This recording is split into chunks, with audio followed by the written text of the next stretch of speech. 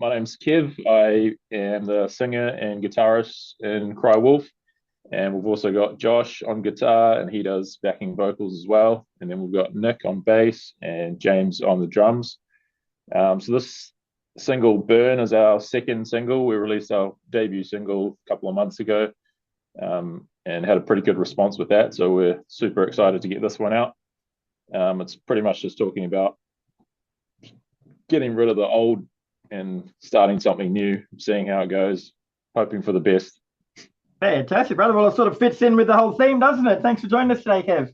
Yeah, absolutely. Thanks for having me. My pleasure. So, as you say, Cry Wolf released your second single, Burn, on October 13th. So, how are you feeling about it, mate? You're relieved? You're excited? You're nervous? Yeah, always exciting to release new music. I mean, it's always a pretty long time between when you write the song and then you actually release it. So it's always good to get it out in the world and kind of get people's opinion on it and stuff like that. See what people think about it. Yeah, but people say that until they do get people's opinion on it. Then they say, shit, I wish I hadn't asked. Yeah, fingers crossed, not too much of that.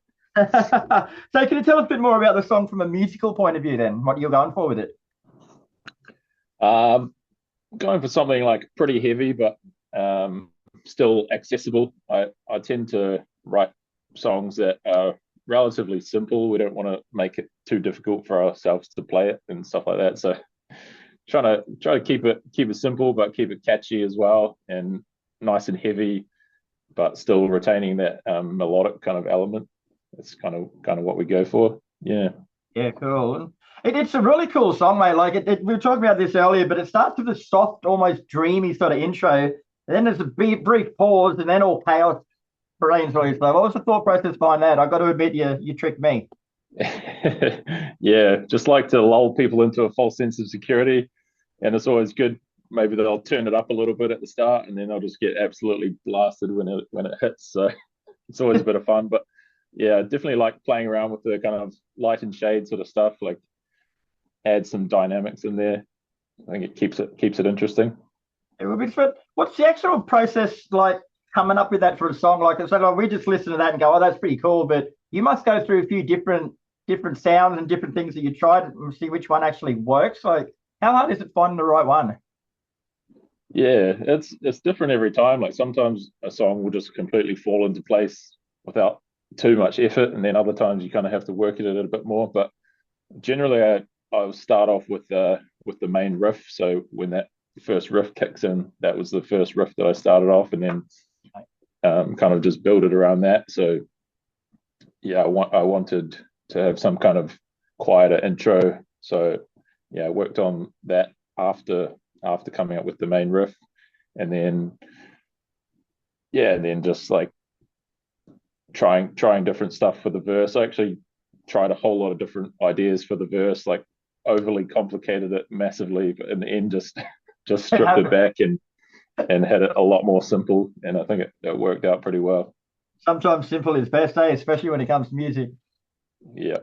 Now, you touched on this before, but it's pretty deep lyrically about shedding the past and embracing the unknown. But can you elaborate on that a bit more for us? Is it anything specific? It kind of is, yeah. So I was in a band previously called Swerve City. So it's a little bit of a tongue-in-cheek reference to the city. So it's talking about burning the city down, stuff like Right. that. So it's basically just about how that band finished up, and um, yeah, starting something new from the ashes of that, basically. And then yeah, it's like basically talking about aiming high, aim for the sun, but you never know what's going to happen, whether you'll succeed or whether you'll crash and burn. But at least we're going to try. Make sure you put your sunscreen on if you're aiming for the sun. Yeah, that's the one. So, how would you say that Burn differs musically to your debut single, Rainfall?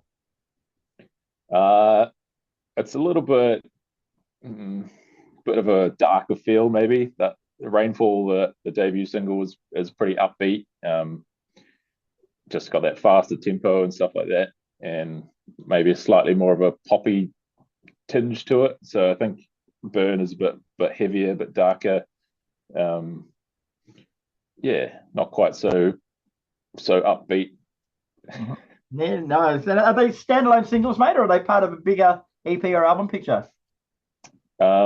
Most likely going to be an EP. We've got a few songs ready to go for the EP, so we're still discussing whether we push on and do a few more songs and turn it into an album, or whether we just do an EP and then work on an album after that. So yeah, it's definitely going to be part of something, but whether it's an EP or an album is kind of yet to be seen, yet to be decided. Yeah, no. Now, yeah, you mentioned that Burns a little bit darker than Rainfall, and the press release says that it's a heavier, more intense song. So, what's the overall sound and feel of the band? Is it more like Burn or is it more like Rainfall? Hmm, probably more like Burn, I would say. But yeah, we have a lane like this, and then we do some songs on this side of the lane, some songs on this side of the lane. So there's a bit of a range there, but yeah, I'd say Burn is probably more along the lines of the core sound. Yeah. Yeah. And how difficult is it as a band? Like, this is your second single. So, when you're trying to decide what songs to release out there to give people an idea of the band and get your name out there, like, what's the thought process behind that? Like, say the first one's a little bit lighter, second one's a bit darker. Like, is that a strategic thing to show people different sides of the band, or is it more, what do you think is a better song?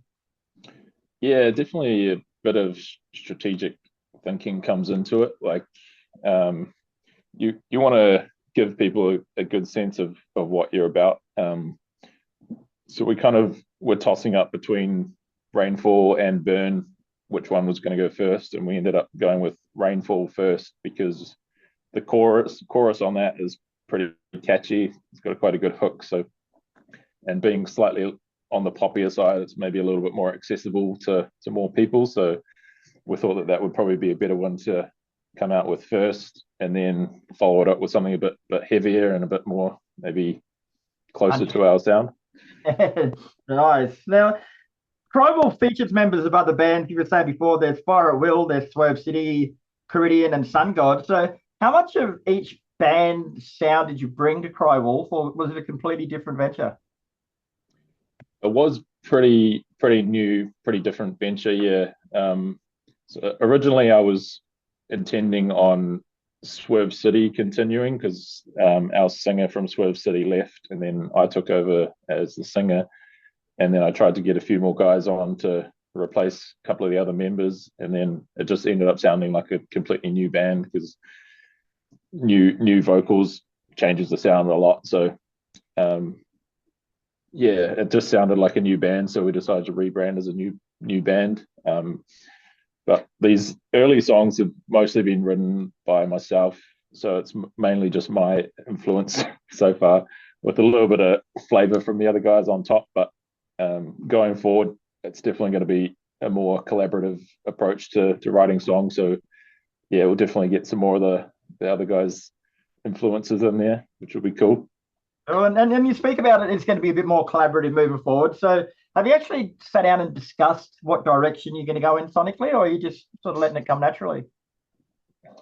We got heaps of like bits and pieces of songs and demos and stuff like that. Like all of us together have got different bits and pieces that we've all got in the bank. So we'll start to pull out a couple of those and just work on them together. But yeah, definitely want it to just come naturally. Like you don't really want to be forcing stuff. So um yeah, there's heaps of stuff to work on. So we'll just take little bits that we have here and there and develop them into new songs and see what comes out of it. Yeah.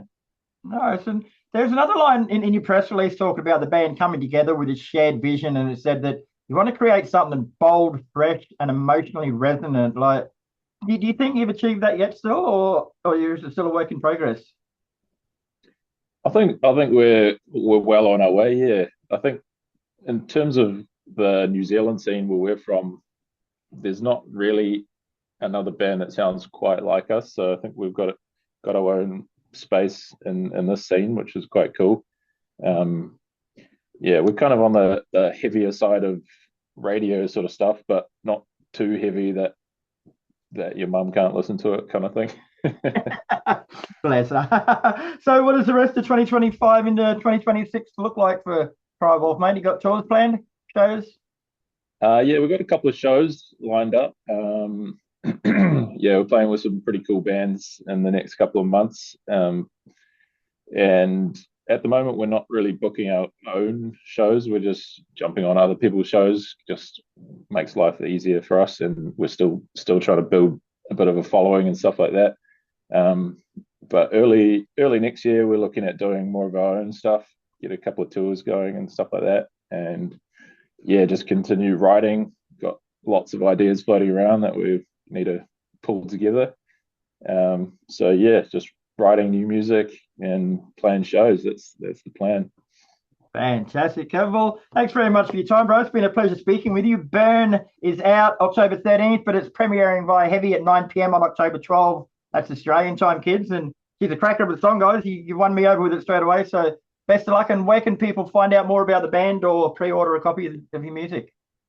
Cool. Yeah, you can check us out on any social media, but Instagram is probably our main one. So you can find us at Cry Wolf Band NZ, and that's where you'll keep up to date with everything that we've got going on. But yeah, thanks so much for talking to me. Really appreciate it, and thanks for all the support.